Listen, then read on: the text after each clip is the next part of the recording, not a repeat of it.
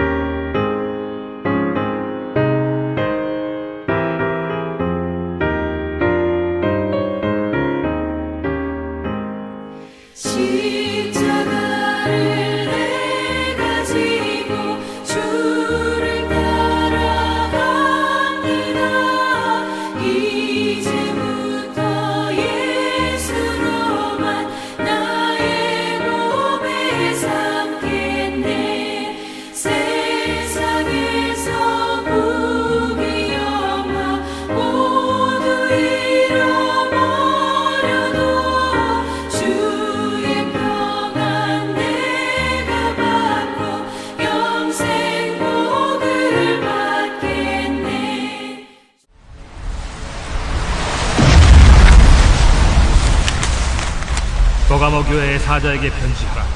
좌우에 날선검을 가지신 이가 이르시되, 내가 어디에 사는지를 내가 아노니 거기는 사탄의 권자가 있는 데라. 내가 내 이름을 굳게 잡아서 내 충성된 증인 안디바가 너희 가운데 곧 사탄이 사는 곳에서 죽임을 당할 때에도 나를 믿는 믿음을 저버리지 아니하였도다. 그러나 네게 두어 가지 책망할 것이 있나니 거기 네게 발람의 교훈을 지키는 자들이 있도다. 발람이 발락을 가르쳐 이스라엘 자손 앞에 걸림돌을 놓아 우상의 제물을 먹게 하였고 또 행음하게 하였느니라. 이와 같이 내게도 니골라당의 교훈을 지키는 자들이 있도다. 그러므로 회개하라. 그리하지 아니하면 내가 네게 속히 가서 내 입의 검으로 그들과 싸우리라. 귀 있는 자는 성령이 교회들에게 하시는 말씀을 들을지어다. 이기는 그에게는 내가 감추었던 만나를 주고 또 흰 돌을 줄 터인데 그 돌 위에 새 이름을 기록한 것이 있나니 받는 자밖에는 그 이름을 알 사람이 없느니라.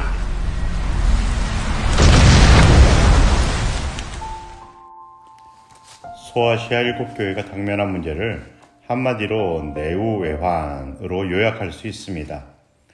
왜냐하면 교회 내부에서는 거짓 선지자들의 미혹으로 인한 근심거리가 있었고, 교회 외부에서는 로마인들과 유대인들의 박해가 있었기 때문입니다.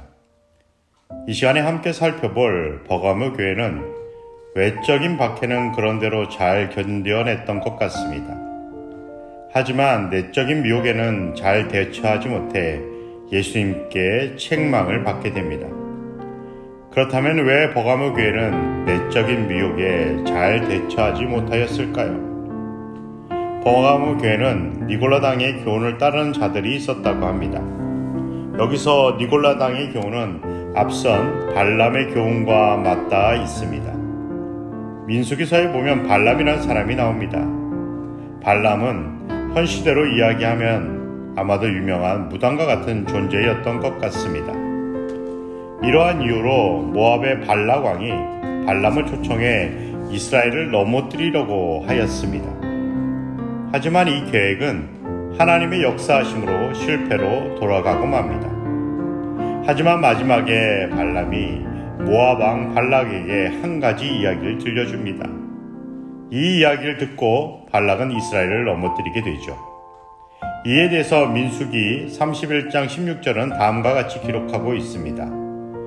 보라, 이들의 발람의 꾀를 따라 이스라엘 자손을 부올의 사건에서 여호와 앞에 범죄하게 하여 여호와의 회중 가운데에 연병이 일어나게 하였느니라. 그렇다면 부올의 사건이 무엇이었을까요? 바로 이스라엘 백성을 넘어뜨리기 위해 그들에게 우상의 제물을 먹게 하고 행음하게 하는 일이었습니다. 이처럼 버가모 교회에도 이와 비슷한 사건이 있었음을 이야기합니다. 다시 말씀드려서 교회 안에서 영적인 문제를 일으키는 사람을 사랑이라는 명목하에 교회가 용납했다는 사실이죠. 물론 교회에서 사랑만큼 중요한 것은 없습니다.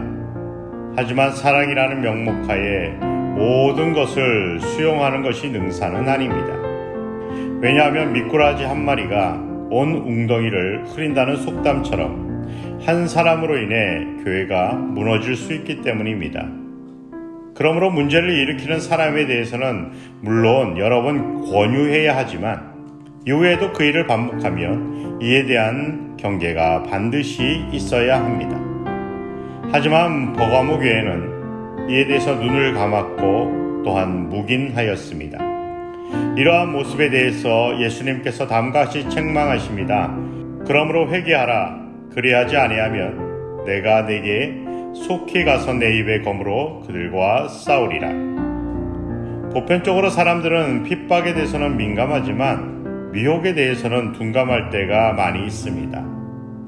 아마도 자신은 어떠한 미혹에도 넘어가지 않을 것이라는 강한 믿음 때문일 것입니다.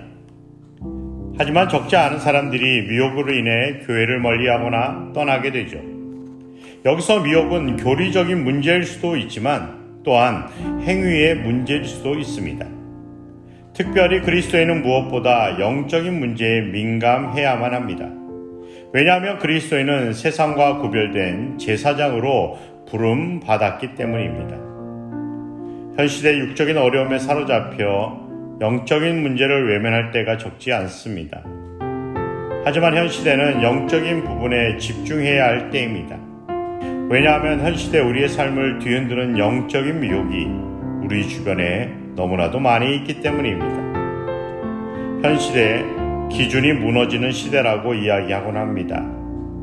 모든 사람이 자신의 생각이 기준이라고 이야기하기 때문입니다. 이러한 시대, 그리스도인은 어떠한 기준으로 살아가야 할까요? 이 시간 함께 기도하실 때 영적인 기준으로 살아가는 그리스도인이 되기 위해 잠시 세 가지 기도 제목을 붙잡고 다 함께 3분 동안 기도하겠습니다.